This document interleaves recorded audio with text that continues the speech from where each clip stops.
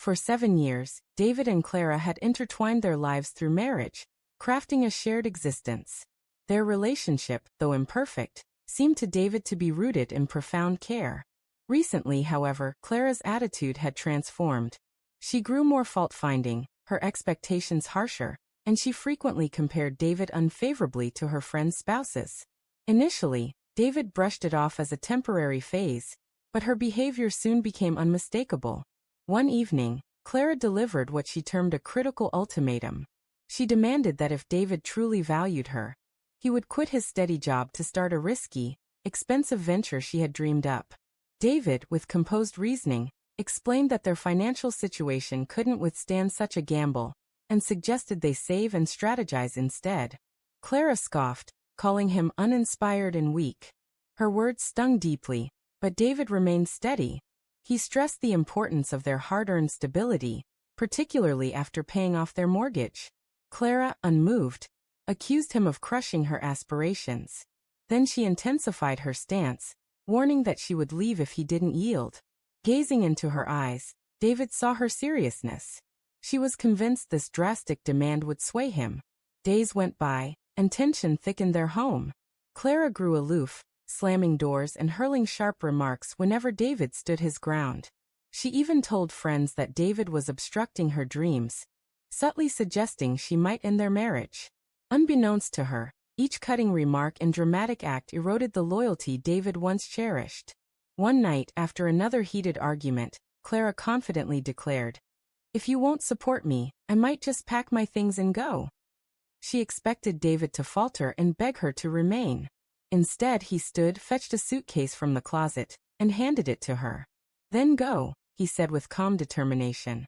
Clara froze, stunned. She hadn't anticipated this response.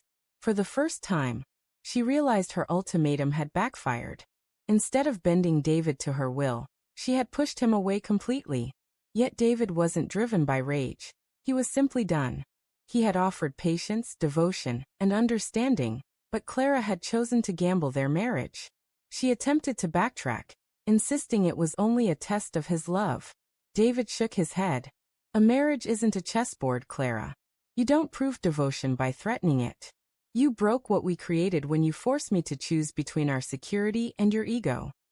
Clara begged for another opportunity, tears flowing as she vowed her love.